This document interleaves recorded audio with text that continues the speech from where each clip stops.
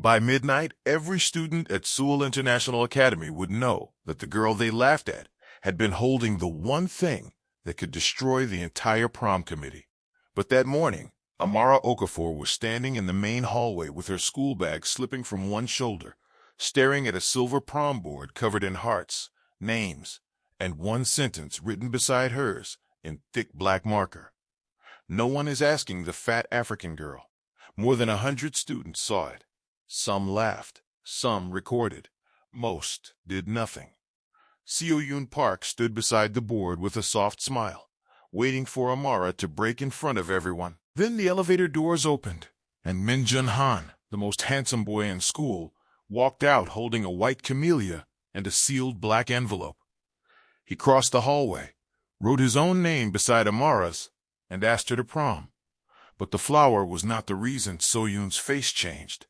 The envelope was, and when it was finally opened under the prom lights, the whole room learned why Min Jun had been silent for weeks. Before I tell you what actually happened, please like and subscribe to the channel and tell me your country in the comments. Now, let's begin. Amara Okafor was 17 when she moved from Lagos to Seoul with her mother. Her mother, Ijoma, had accepted a nursing job at a private hospital near Gangnam, and the contract came with a small apartment, health insurance, and a promise of a better education for her only daughter. To adults, it sounded like a blessing. To Amara, it felt like being dropped into a country where every room had already decided what she was before she spoke. Their apartment sat above a pharmacy near a busy street that never really slept. At night, neon signs glowed through the curtains while her mother ironed uniforms before going to work. In the mornings, Amara ate rice, eggs, and whatever her mother had managed to cook before sleeping. Ijoma always smiled when Amara left for school, even when her eyes were red from night shift. She would smooth Amara's braids and tell her to stand tall. Amara nodded every time, then shrank the moment she reached the subway. South Korea was beautiful in ways Amara could not deny. The trains were clean. The streets smelled of rain, coffee, and food carts. The city looked alive, even on cold mornings. But beauty did not stop people from staring. On the subway, older women sometimes looked at her hair too long. In stores, children pointed before their parents pulled their hands down. At school, students pretended not to stare, which somehow made it worse. Seoul International Academy was supposed to be different. The school brochure showed smiling students from many countries, standing under flags, holding books, laughing on green lawns. The website used words like global family and cultural respect. Amara believed some of it at first. She wanted to. She needed to. Her mother had worked too hard for her to walk into that building already defeated. But the hallways taught her the truth slowly. The popular girls were thin, polished, and careful with every movement. The boys joked in Korean too fast for her to follow, then looked at her like the punchline had passed through the room. Teachers praised her English and her manners, but they did not always notice when students moved seats away from her. Some classmates called her brave for moving countries. They said it in the same voice people used when they did not plan to sit beside her at lunch. Amara was not only new, she was not only black, she was not only African, she was also fat, and people treated that like it gave them permission to study her. They looked at her lunch tray. They looked at her uniform skirt. They looked at her arms when she pushed up her sleeves in art class. Sometimes girls whispered the word size in English because they knew she would understand that one. Sometimes they said things in Korean and laughed before she could translate. Back home, Amara had been loud. She danced with her cousins in the kitchen. She sang in church without lowering her voice. She wore bright yellow dresses and red earrings and laughed from her stomach. In Seoul, she learned to wear navy hoodies over her uniform. She tied her braids back instead of letting them fall over her shoulders. She kept her headphones in even when no music played. Little by little, the school did not just ignore her. It trained her to ignore herself. The only place she did not feel watched was the music room on the 4th floor. It had an old piano near the window and a heater that made soft clicking sounds in winter. After school, when most students left for tutoring or sports practice, Amara would sit there and play. Her father had taught her piano before he died. He had never been rich, never famous, But he played like the world softened when his fingers touched the keys. The song Amara loved most had no official title. Her father made it up when she was small. It began quietly, almost like someone trying not to wake the house. Then it grew warmer, stronger, until it filled the room. He used to call it the song for when people forget who they are. Amara played it often in Seoul. She played it when girls laughed near her locker. She played it when her mother came home too tired to speak. She played it when she missed home so badly her chest hurt. That was the song Min Jun-han heard one Thursday afternoon. He had been leaving a student council meeting when the music stopped him outside the door. He stood in the hallway with a stack of papers in his hand, listening until the last note faded. When Amara looked up, she saw him standing near the doorway. Her hands froze above the keys. Min Jun was not like the other boys. That was what people said. But Amara did not trust that sentence. Boys like him were always treated like they were different because they were handsome enough to be forgiven. He was tall, quiet, and clean-cut, with perfect grades and a family name everyone knew. His father owned a chain of hotels. His mother had once been a famous news anchor. At school, teachers listened when he spoke, and students moved when he walked past. He asked what the song was. His English was calm and smooth, but not showy. Amara looked down and said it was something her father used to play. Minjun nodded like that. Answer mattered. Then he said it was beautiful. Not unusual, not interesting. Beautiful. Amara did not know what to do with that word. At school, compliments often came wrapped around jokes. People praised her confidence when they meant her body should have made her ashamed. They called her strong when they meant she could be hurt without anyone worrying too much. But Minjun's voice had no joke in it. He only stood there, respectful and still. After that day, he started greeting her. Just small things. A nod in the hallway. A hello near the library. Once he held the elevator door when she was carrying music folders, even though 3 girls behind him whispered and laughed. He did not turn around to silence them that time. Amara noticed that too. Kindness that stayed quiet still left her alone with the noise. Seyun Park noticed him as well. She noticed everything connected to Min Jun. Seo Yoon was student council vice president, prom committee leader, and the girl everyone expected him to take to prom. She was beautiful in a sharp, expensive way. Her hair always looked perfect. Her skin looked like it had never seen stress.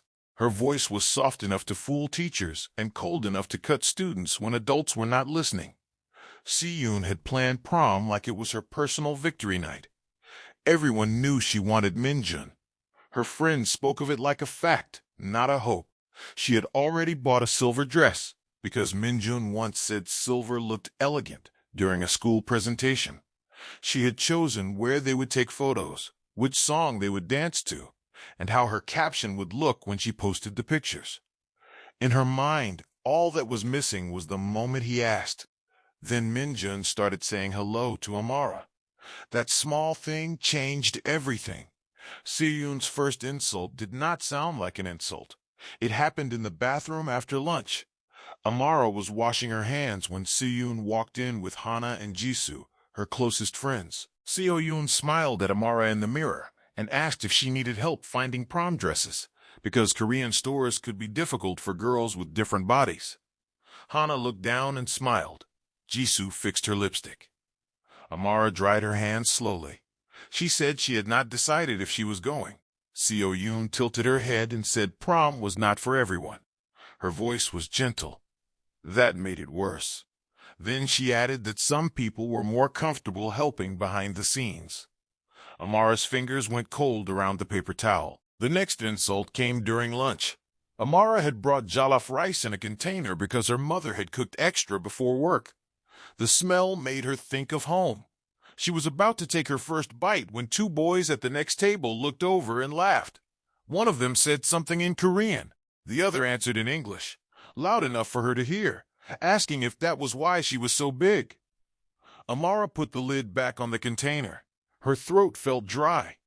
Across the cafeteria, Min-jun looked up from his table. He had heard something. Amara knew he had. Their eyes met for 1 second. Then one of his friends asked him a question, and Min-jun looked away. Amara told herself it did not matter, but it did. The third insult was not a sentence. It was a chair.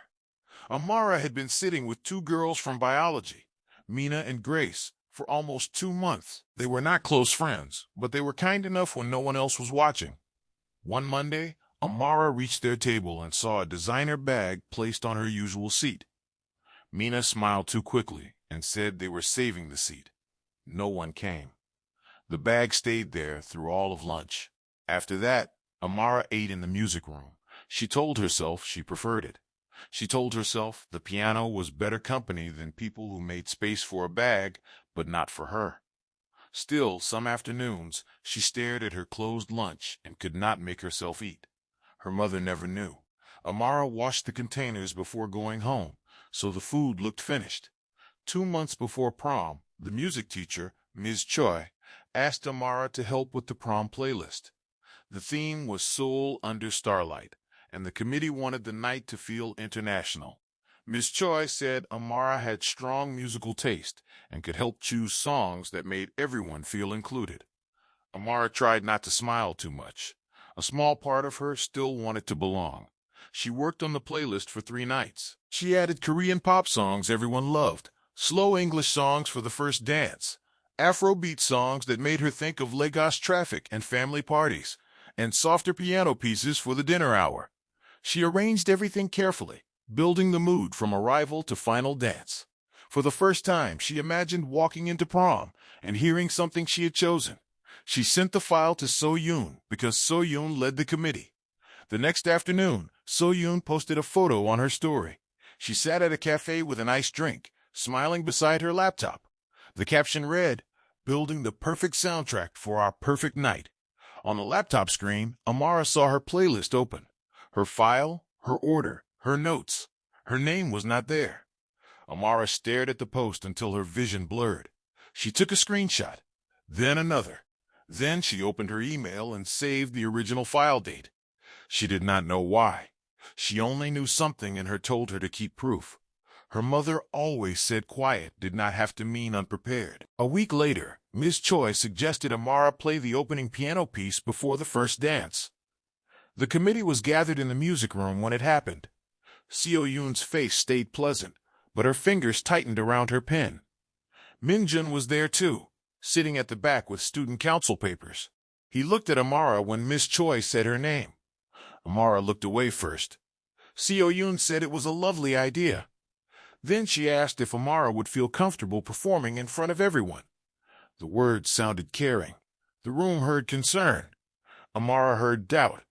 She said she would be fine. Her voice came out softer than she wanted, but it did not shake. After that, Se-yoon began moving pieces around her. Amara's practice slot disappeared from the schedule.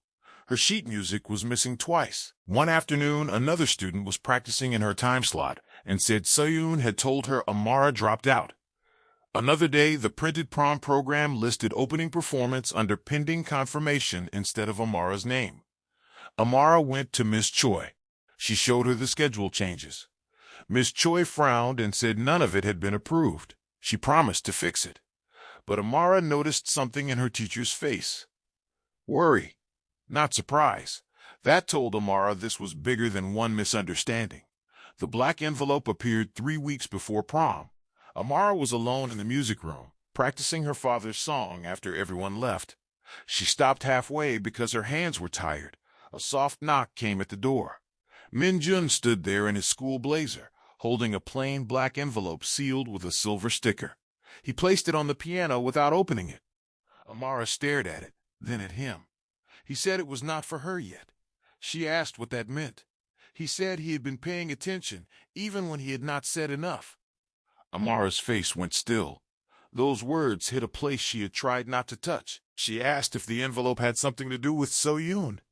Min-jun looked toward the hallway before answering. He said it had something to do with the truth. Then he picked up the envelope again and told her she would understand on prom night. That was all. He left her there with more questions than answers. From that day on, the envelope followed the story like a shadow.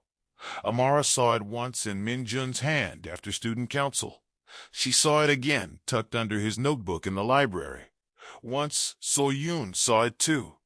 her eyes fixed on it for half a second, then moved to Amara. That was the first time Amara saw fear flicker across Seo Yoon's face. Still, Seo Yoon did not stop. She became kinder in public and crueler in private. She complimented Amara's braids in front of teachers, then asked Hana if the school had rules about distracting hairstyles. She praised Amara's music in meetings, then told students the prom needed a performance that people could actually relate to. She smiled at Amara in hallways, but her eyes always asked the same question.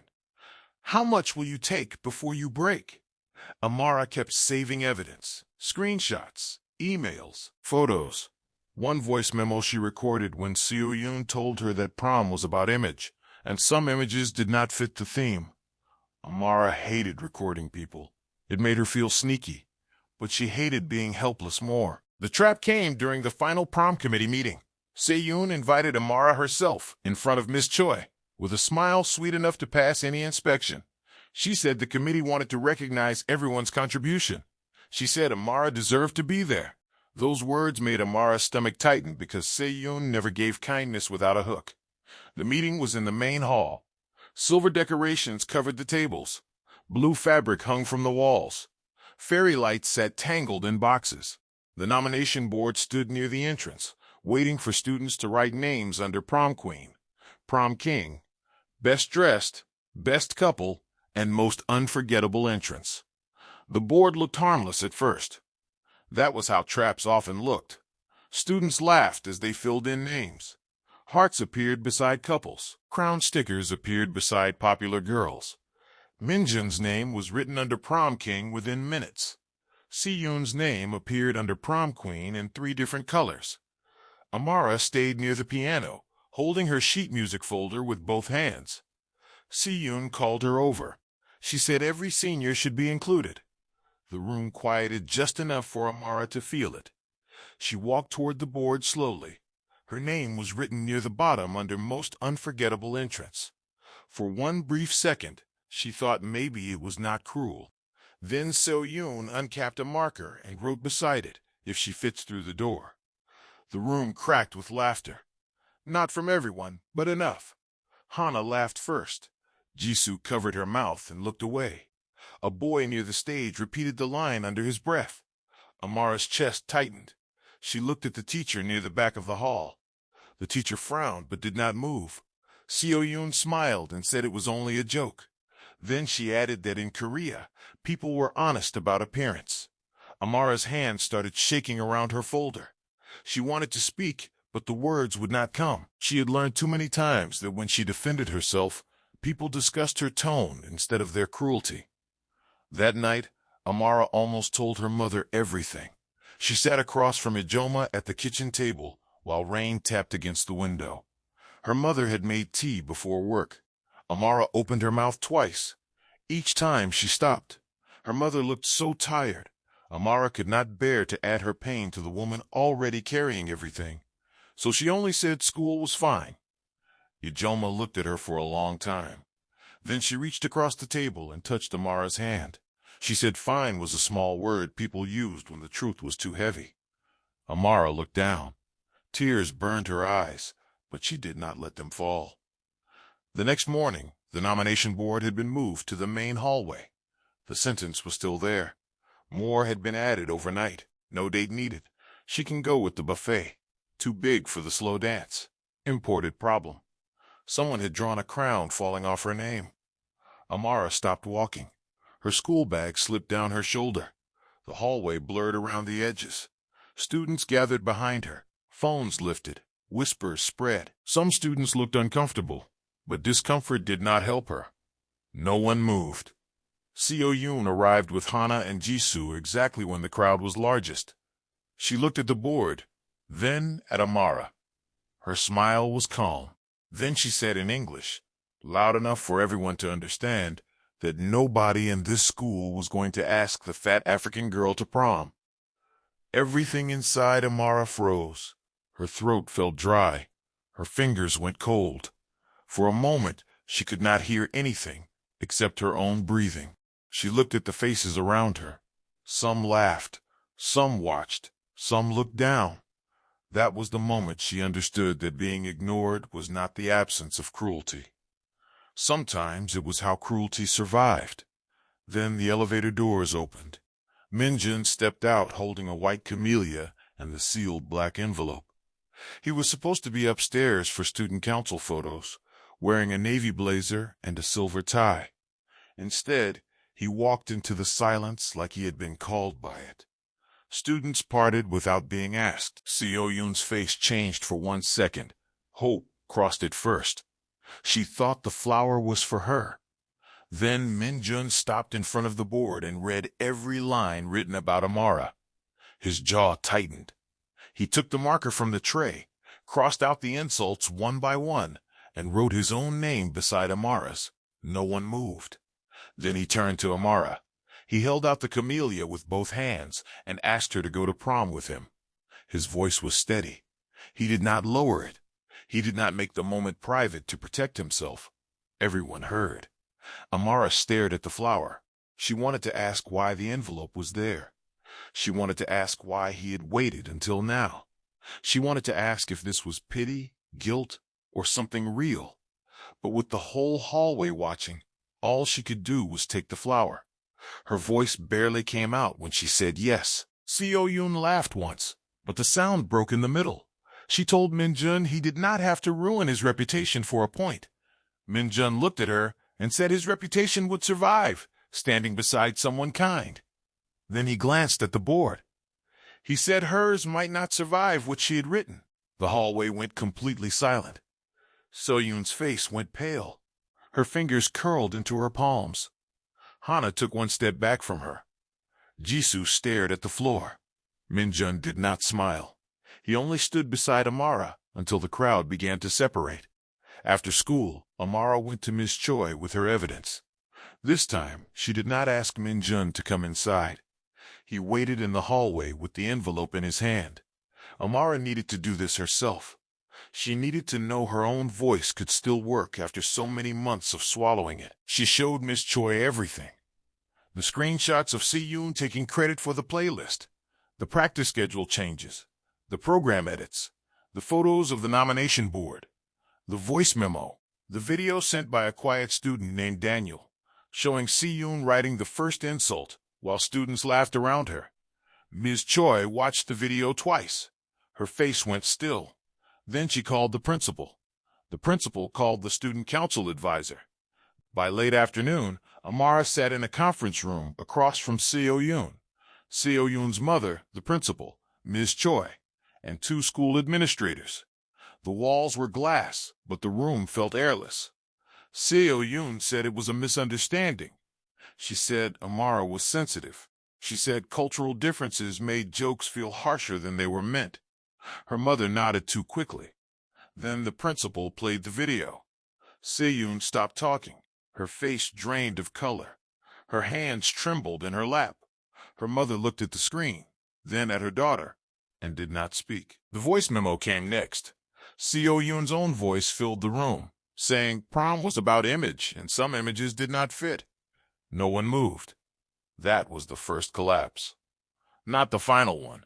Seo Yoon was removed from the prom committee that day. Her student council position was suspended pending review. The school sent a formal message to seniors about harassment, discrimination, and public humiliation. It did not name Amara, but everyone knew who it was about.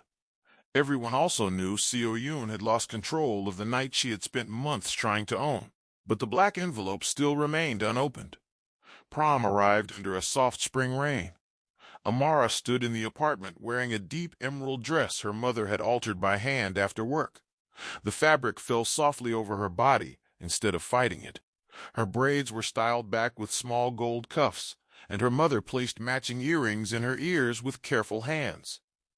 Ijoma stood behind her in the mirror, still in the shoes she wore for hospital shifts. For a long moment, she said nothing. Then she told Amara she looked like the girl she used to be before the world taught her to hide. Amara's eyes filled with tears. She blinked them back, but one fell anyway. Her mother wiped it gently. Then she said something Amara never forgot. She said, "Do not shrink tonight, even if they stare." Amara nodded. Her chest hurt, but not in the same way. This pain had strength inside it. The school hall looked like a dream when Amara arrived. Silver stars hung from the ceiling. Blue lights covered the walls. The Seoul skyline glittered through tall windows. Her playlist played softly as students entered, and for the first time, the printed program listed her name beside music design and opening performance. Amara ran her finger over the letters once. Amara Okafor. She had never seen her name look so steady. Min-jun waited near the entrance. The white camellia was pinned to his jacket, and the black envelope was in his hand. When he saw Amara, his expression softened. He did not tell her she looked brave. He did not call her strong. He said she looked beautiful. Amara almost looked down. Then she remembered her mother's words and lifted her chin. They walked into the hall together. Every head turned. Some students smiled at her like guilt had taught them manners. Some looked away, because looking at her now meant remembering the hallway. Others watched with sharp curiosity, waiting to see what would happen next. Seo-yoon stood near the drinks table in a silver dress. From a distance, she looked perfect. Up close, her smile was tight. For the first hour, nothing happened. That made Amara more nervous, not less. She kept expecting a whisper, a phone raised, a joke under someone's breath. Min-jun stayed beside her without crowding her. Miss Choi checked on the piano twice. The principal watched the room like he expected trouble too. Then, 20 minutes before Amara's performance, the sheet music vanished. It had been placed on the piano in a blue folder. Amara had checked it herself. When she returned from the restroom, the folder was gone. The piano bench was empty. Her heart dropped. Ms. Choi searched the stage. Min-jun searched near the sound table. The student volunteers looked under chairs and behind curtains. Nothing. Then Amara saw a small folded note tucked between two keys. Her fingers shook as she pulled it out. It said, "Let's see if they still clap when you forget." Amara's blood ran cold. For a moment, Amara almost broke. Not because she needed the sheet music. She knew the piece by heart. But because even after everything, Seo-yoon still believed she could reach into Amara's moment and make it dirty. Min-jun saw the note in her hand. His face hardened. He looked across the room at Seo-yoon. She was standing near the drinks table, watching too closely. Her smile was small, too small. Amara folded the note and put it into Min-jun's black envelope. She did not say anything. That one quiet action changed his face. He understood. The envelope was no longer only his proof.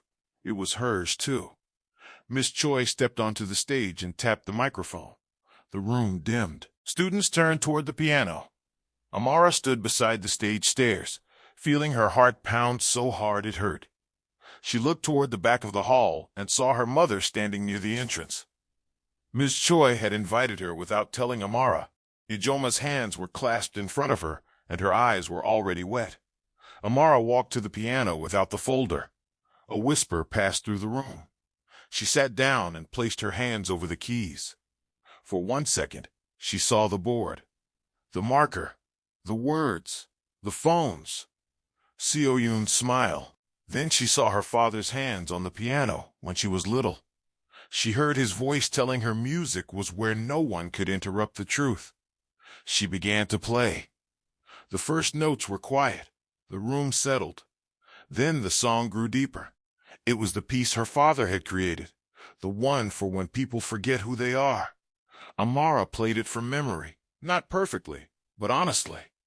The missing folder no longer mattered. The stolen playlist no longer mattered. The board no longer mattered. Every note sounded like something walking back into its own body. By the middle of the piece, no one whispered. Even the students who had laughed in the hallway stood still. Seo-yoon's face changed as the music grew stronger. She looked confused first, then irritated, then afraid, because Amara had not forgotten. She had not needed the paper at all. When the final note faded, the silence was complete. 1 second passed, then another. Amara's hand stayed on the keys. She did not turn around. Her mother clapped first. The sound broke the room open. Applause rose from every side. Teachers stood. Students cheered. Some faces were ashamed. Some were moved. Some only followed the crowd. Amara stood slowly, her vision blurred, and bowed once. Then the principal stepped onto the stage. He said there was one more recognition before the first dance. Amara froze. She had not been told about this part. Minjun walked up beside the principal, holding the black envelope. Seo Yun went completely still near the drinks table. The principal said the school had received a formal submission for the Seoul Youth Arts Scholarship recommendation. He said the submission included original music notes, a performance recording, design credits for the prom program, and documentation proving that Amara Okafor's work had been used without proper recognition. Then Min Jun handed him the envelope. The room went silent. Inside were printed emails, screenshots, the original playlist, Amara's arrangement notes, the program drafts, the folded note from the piano, and a letter Min Jun had written 3 weeks earlier. The principal did not read all of it. He read only one part. Min Jun had written that Amara gave beauty to a school that gave her silence. He wrote that her work deserved protection before it became another thing people took from her and renamed. Amara covered her mouth with one hand. She had not known. Not the letter, not the scholarship submission, not the recording. Min Jun had not asked her to prom to save her. He had been building a way for the truth to survive even if no one believed her. Then the principal said the recommendation had been accepted for review. Ms. Choi placed the certificate in Amara's hands. It was not a full scholarship. It was not a miracle that fixed her whole life. But it was official. Her name, her work, her music, her proof. Se-yoon's face went white. Her cup slipped from her hand and hit the floor. Red punch spread across the tile like a stain no one could ignore. Hana reached for her arm, but Se-yoon pulled away. Jisoo stared at the stage with tears in her eyes. The room did not look at Se-yoon with admiration anymore. It looked at her like the mask had finally come off. The principal then held up the folded note found in the piano. He said the school would review security footage from the stage area before the end of the night. So-yoon's knees seemed to weaken. Her mother, standing near the parent table, turned toward her slowly. That was the second collapse. But the final collapse came 5 minutes later. A teacher from the office walked quickly to the principal and handed him a phone. The security camera near the stage had caught someone removing the blue folder from the piano. The footage was grainy, but clear enough. Se-yoon in her silver dress. Se-yoon opening the folder. Se-yoon taking the sheet music. Se-yoon slipping the note between the keys. The room did not see the video on a big screen. It did not need to. The principal watched it. Ms. Choi watched it. Se-yoon's mother watched it. Then all three looked at Se-yoon. Her face collapsed. Her mouth opened, but no words came. Her hands shook at her sides. The girl who always knew how to smile had nothing left to hide behind. No joke, no cultural misunderstanding, no soft voice, no perfect dress. Just proof. The principal asked her to step outside. Se-yoon did not move at first. Her mother touched her arm, but Se-yoon flinched. For the first time all year, she looked like a girl who had built power out of other people's fear, and could not understand why it had disappeared. As she passed the stage, Amara looked at her. Not with triumph, not with hate, just calm. Se-yoon's eyes met hers for half a second, then dropped. That was enough. The room stayed quiet after Se-yoon left. No one knew whether to dance, clap, or pretend the night had not cracked open.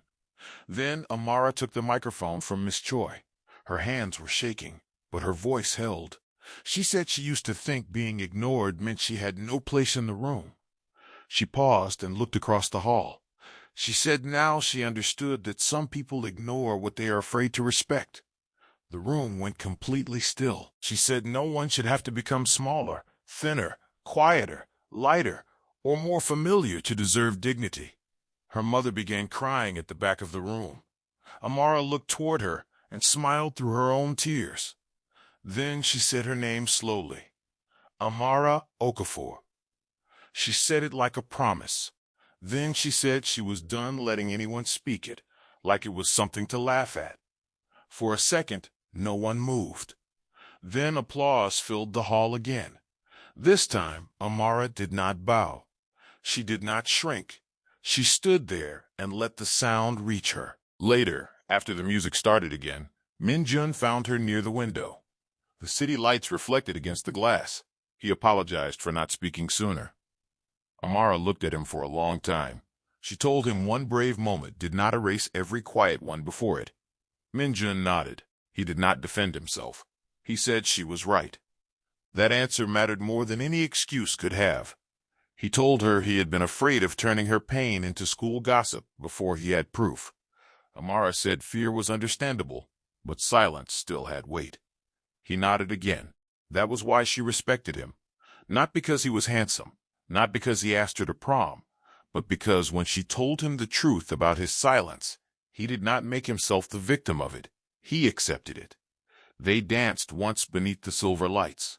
Amara did not think about who was watching. She did not think about Se-yoon outside the hall with administrators. She did not think about the board or the missing folder. She only felt the floor under her feet and the music around her.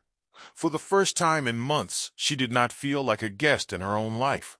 Near the end of the night, Se-yoon returned to collect her bag. Her mother walked beside her, stiff and silent. Se-yoon's makeup had smudged under one eye. She stopped when she saw Amara near the hallway. She said she was sorry. Her voice was thin. Amara looked at her and thought of every moment that had led there. The bathroom comments, the stolen playlist, the board, the missing music, the note between the piano keys, the way Se-yoon had smiled while the hallway laughed. Amara did not raise her voice. She told Se-yoon she was not sorry when she thought no one would stop her. Se-yoon's lips parted, but nothing came out. Amara stepped closer and said admiration was not the same as respect. Then she said Se-yoon had spent so long trying to be admired that she forgot to become worthy of respect. Se-yoon looked down. Amara walked past her and back into the hall. She did not look back. Prom did not turn Amara into the most popular girl in school. Real life was not that clean. Some students apologized because guilt made them restless. Some avoided her because her presence reminded them of what they had allowed. Some acted like they had always supported her, even though Amara remembered every face in that hallway. But something inside her changed. She stopped wearing dark hoodies every day. She wore yellow again, then red, then green. She let her braids fall over her shoulders. She spoke Korean even when her accent made people turn. She played piano with the music room door open. The scholarship review led to an interview 2 months later. Amara did not get everything she hoped for, but she received enough support to begin studying music and design after graduation. Miss Choi helped her prepare.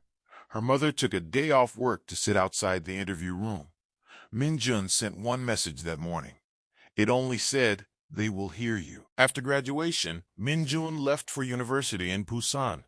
Amara stayed in Seoul for her program. They did not become a perfect love story. They stayed friends for a while, then life moved them in different directions. But Amara never let anyone tell the story like he was the reason she became visible. He was part of the night. He was not the reason she mattered. Years later, students from Seoul International Academy still talked about that prom. Some remembered the white camellia. Some remembered the black envelope. Some remembered So-yoon's face when the note from the piano was found. Some remembered the applause after Amara's song. But Amara remembered something quieter. She remembered standing in front of a board that said no one would choose her. She remembered her hands shaking. She remembered the whole hallway waiting for her to break. Then she remembered walking onto a stage without sheet music and playing anyway. They thought humiliation would make her disappear. They were wrong. They thought being ignored meant she had no power. They were wrong about that, too. Amara Okafor did not become worthy because the most handsome boy in school asked her to prom. She was worthy before he opened the elevator doors, before the flower, before the envelope, before the applause. And this time, Amara knows exactly who she is.